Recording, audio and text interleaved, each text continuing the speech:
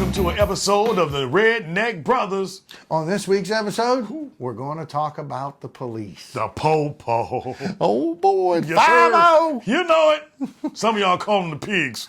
I think we're going to start with, I want to tell you how I grew up. We're both a little bit older. Yeah. We grew up in a day and age when police were different. I'm telling you, police were different when I was younger. I want to give you my perception of what a police officer should All right, be. here. This is my perception. All right. And it was basically what it was when I was a youth. All right. They were there to protect you from criminals.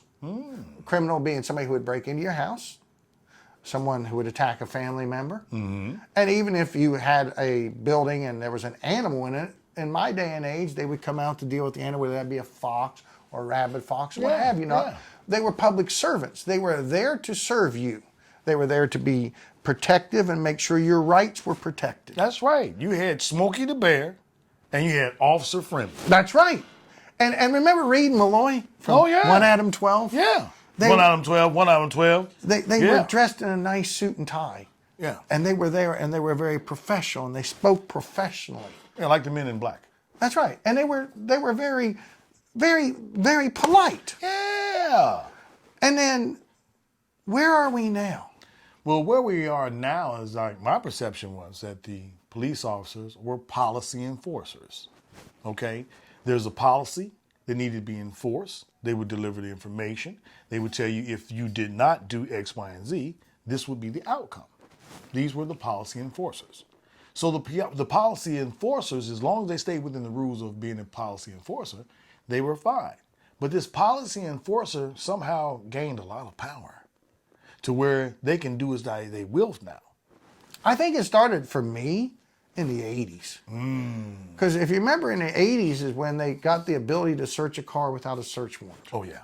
Because now it becomes, I smell a plant. I smell a plant. Can you prove I didn't smell something? Yeah. And then to face your accuser in court, which could be a dog. It could be. Now, how do you face your accuser dog in court to question him? And I don't know, is it a back page on the Constitution that says if a dog barks, all these rights go out the window? I don't know. But they're making it up as they go. Exactly. And funny, because we're being told all this is because crime is escalating. But if you look at crime numbers, they're actually down. They are. They are. And if people would keep it real, I'm like this. I have to bring up color. I do. Okay, and I have to bring that up because sometimes police officers make up stuff just because. And me being a brown individual, sometimes I've been targeted by the police. For what? I don't know. You know, I'm just a brown guy in a car. This is where we get along on this. See, because I've been pulled over personally over 40 times by the police. 40 times? 40 times. Crowding the line, fluttering hood, dangling objects, a whole list. And it's from North Dakota to Texas where that's occurred. Well, because those are the drug states. Well, I won't complain about my black issues right now because... So what I'm trying to say is we have a problem with what we're allowing the police to do now. I haven't had as many issues with the police as him. I had my run-ins. Because we've let them, okay, look, drugs are not a crime. No. I'm sorry to tell you this. They are a personal problem if you have problems with it. It's a crime against yourself. It's a crime against yourself.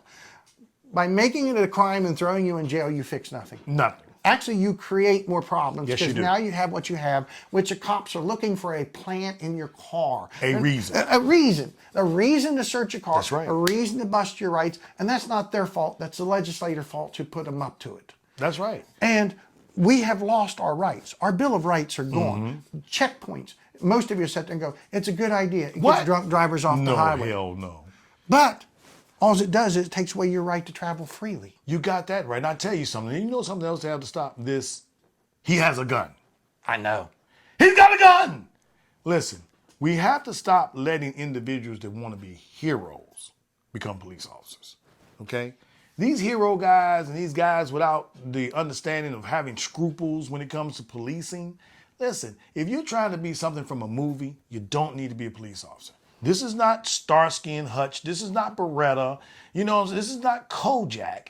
This is the world where people live in, where you have to deal with situations according to each situation. Be a policy enforcer. And you signed on the job. That's right. Public servant.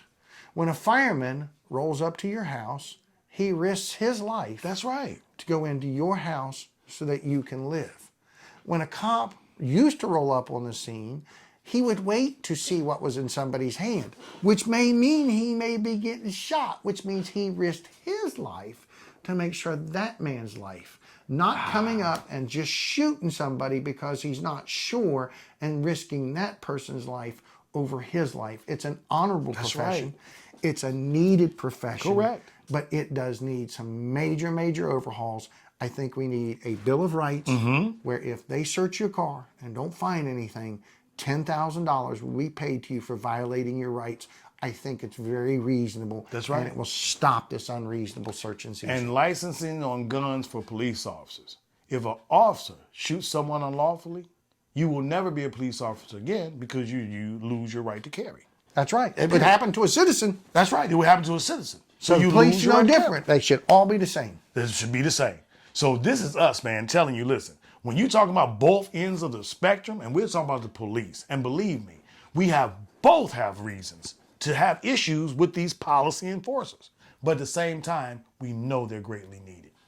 And I come from one end, I'm going to add right here at the end. My nephew was killed by a drunk off-duty cop. Wow. He left the scene of the accident. The whole police force covered it up. He never spent a day in jail. Wow. So don't tell me it can't happen here, because it does. It doesn't make them all bad. See, that's where I don't do that. Even though the police department participated, it doesn't make them all bad. What it does make them, they need to be held accountable for their actions, just like us. It's called equality. And I'm telling you right now, proof is in the pudding. This is a redneck telling a black story. I'm just telling you. Did you hear that? So remember, always follow, share, and subscribe. Same bat channel, same bat week, or whatever. You know I how we do screwed it up. But it's the Redneck Brothers once again. Tune in.